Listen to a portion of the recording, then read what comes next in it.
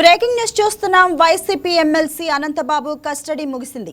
విచారణకు అనంతబాబు ఏమాత్రం సహకరించట్లేదని పోలీసులు చెప్తున్నారు. దీంతో మరికొన్ని రోజులు కస్టడీకి కోరేందుకు సర్పవరం పోలీసులు సిద్ధమవుతున్నారు.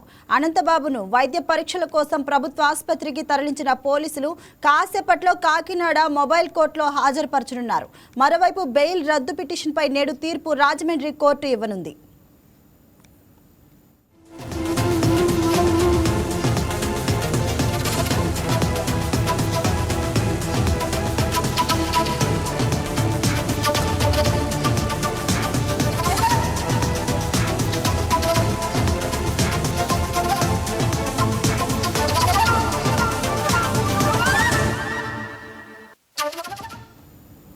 దీనిపై మరింత సమాచారాన్ని మా కరెస్పాండెంట్ వర్మ అందిస్తారు లైవ్లో.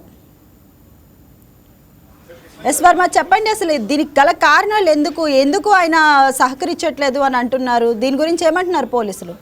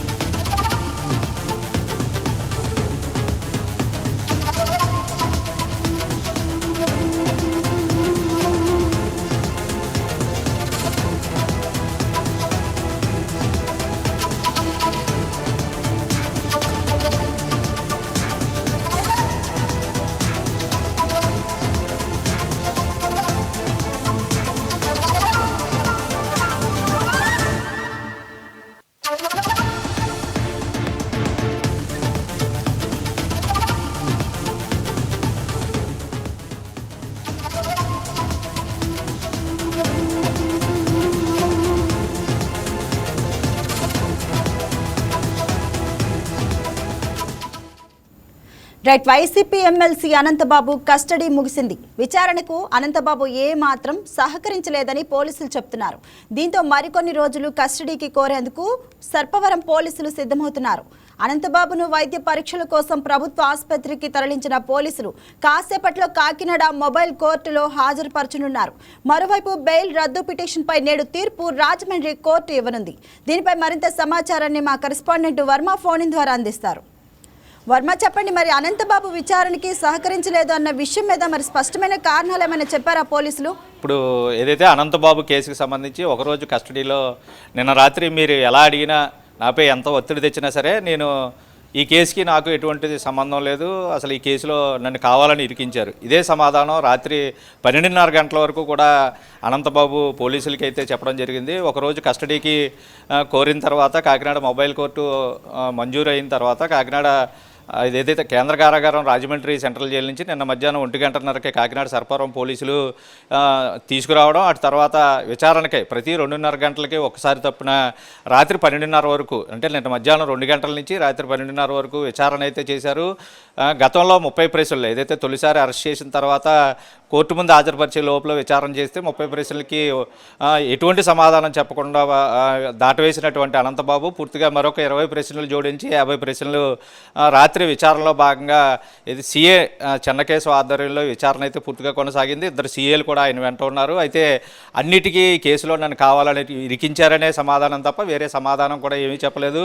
ముఖ్యంగా ఈ కేసుకు సంబంధించి అసలు మీరు వాళ్ళని సాక్షుల్ని ప్రలోభ పెట్టాలి, బెదిరింపులకు పాల్పడాలనే ఆలోచన ఎవరి ద్వారా వచ్చింది, దీని వెనక ఎవరైనా ఉన్నారా, మీరు ఏ విధంగా ఈ ఆలోచన చేశారు, మీతో పాటు ఉన్నటువంటి నలుగురు అనుచరులు ఎవరు వీళ్ళంటే వీళ్ళ కనీసం నాకు ఎవరో కూడా తెలియదు వాళ్ళని చెప్పి కూడా దాటవేసే ధోరణి కూడా అనంతబాబు నిన్న విచారణలో పూర్తిగా కూడా ఎటువంటి సహాయం కూడా అందించున్నటువంటి పరిస్థితుల్లో ఆయన అంతా విచారణ అయితే కొనసాగింది. ఎటువంటి సమాచారాన్ని కూడా పోలీసులు పూర్తిగా లేకపోయారు. అయితే ఈ అనుచరులు ఏదైతే తన అనుచరులు ఎవరైతే ఉన్నారో ఇప్పటికే ఇద్దరిని అదుపులో తీసుకున్నారో, మరొక ఇద్దరు 17 రోజులు అవుతున్నా సరే ప్రస్తుతం ఎక్కడా కూడా వాళ్ళ ఆచూకీ కూడా లభ్యం కాని పరిస్థితుల్లో వాళ్ళు ఎక్కడున్నారనే సమాచారాన్ని కూడా అడిగేందుకు ప్రయత్నం చేసినా దానికి కూడా అనంతబాబు దాటవేత ధోరణిలోనే సమాధానం చెప్పారు. ఏదైతే సర్పవరం పోలీస్ స్టేషన్లో కేసు నమోదైన తర్వాత అరెస్ట్ చేయడానికి ఇంటికి వెళ్తున్న సమయంలో ముందస్తు సమాచారం మీకు ఎవరు ఇచ్చారు, ఎవరి ద్వారా ఈ సమాచారం అందుకుని మీరు అక్కడి నుంచి పరారయ్యారు అన్న దానికి కూడా పూర్తిగా కూడా ఆయన సమాధానం చెప్పలేదు.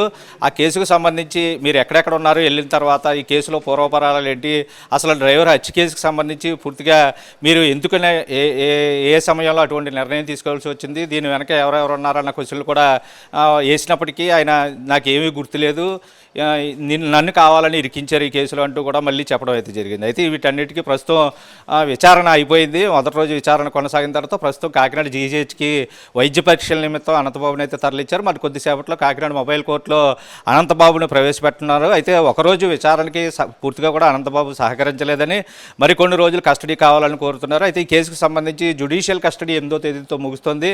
పైగా ఈరోజు ఏదైతే అనంతబాబు బెయిల్ రద్దు చేయాలి, ఎందుకంటే సుప్రీంకోర్టు నిబంధనలు పూర్తిగా కూడా ఉల్లంఘించారు, సాక్షుల్ని భయభ్రాంతులు గురి చేశారు, ప్రలోభ పెట్టారు, వాళ్ళకి డబ్బు ఎరచూపారు. ఇవన్నీ కూడా సుప్రీంకోర్టు గైడ్లైన్స్ ప్రకారం నిబంధనలకు వ్యతిరేకంగా ఈయన పూనుకున్నారు. కాబట్టి బెయిల్ ఎందుకు రద్దు చేయకూడదంటూ కాకినాడ ప్రత్యేక కోర్టులో ముప్పాల సుబ్బారావు అయితే కేసు వేసిన నేపథ్యంలో విచారణ ఇప్పటికే ముగిసిన తర్వాత తీర్పు ఈ రోజు ఉంది. అయితే గడిచిన హత్య కేసుకు సంబంధించి బెయిల్ రద్దు అయితే కనుక ఈ కేసులో మళ్ళీ ఒకవేళ జ్యుడిషియల్ కస్టడీ 8వ తేదీ అయితే దీంట్లో బెయిల్ కోసం అప్పుడే హైకోర్టును ఆశ్రయించడం జరిగింది. దానికి సంబంధించి కూడా ఈరోజు తీర్పు వెలువడే అవకాశం ఉంది. ఏదేమైనా ఒక కేసులో బెయిల్ ఒకవేళ రద్దు అయితే మళ్ళీ కస్టడీకి వెళ్ళే అవకాశం అయితే ఉంది.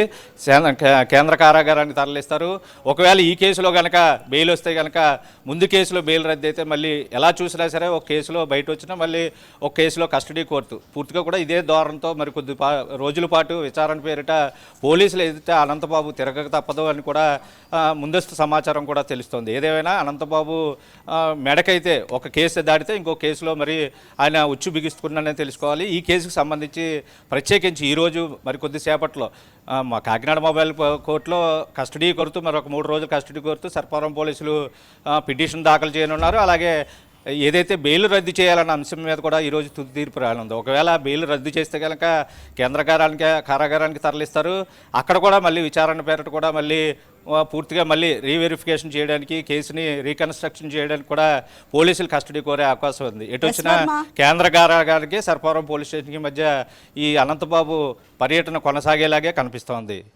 ఎస్ వర్మ, మరి అంటే పోలీసులు కస్టడీకి కోరుకుంటున్నట్లు మనం చూస్తున్నాం, మరి కోర్టు దీనికి అనుమతి ఇచ్చిద్దంటారా?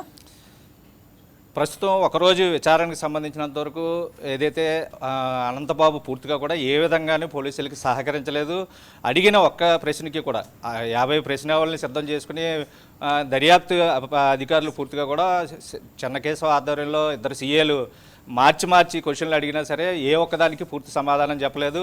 నన్ను ఇరికించేందుకే ఈ కేసు నాపై నమోదు చేయబడింది. సాక్షులు కూడా ఎవరో నాకు తెలియదు, వాళ్ళని భయపెట్టేందుకు నాకు ఎటువంటి అవకాశం లేదు, వాళ్ళు ఎవరో కనీసం నేను గుర్తుపట్టలేనన్న ధోరణిలో కూడా ఆయన చెప్పడం అయితే జరిగింది. ప్రత్యేకించి ఆయన వాడుతున్నటువంటి ఐఫోన్ను కోడ్ చెప్పవలసిందే, పాస్వర్డ్ చెప్పవలసింది కూడా అడిగితే నాకు గుర్తులేదని చెప్పే సమాధానం కూడా ఎన్నిసార్లు అడిగినా అదే సమాధానం చెప్పారు. ఫేస్ రికగ్నైజేషన్తో కూడా ఓపెన్ చేద్దామని ప్రయత్నం చేసినా, తమ్ముతో చేద్దామని చూసినా ఫోన్ ఎక్కడా ఓపెన్ కాలేదు. అయితే ఈ మొబైల్ ఫోన్ ఓపెన్ చేసేందుకు ఇప్పుడు ఈరోజు కస్టడీ కోరుతూ ఒకవైపు మొబైల్ ఫోన్ లాక్ ఓపెన్ చేయడానికి ప్రత్యేకించి అనుమతి కూడా తీసుకోవాల్సి ఉంటుంది. ప్రస్తుతం ఏదేమైనా అనంతబాబు